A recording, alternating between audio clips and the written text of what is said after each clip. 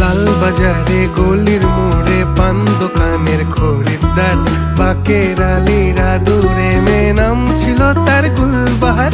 লাল বাজারে গলির মোড়ে পান দোকানের খরিদ্দার, বাকে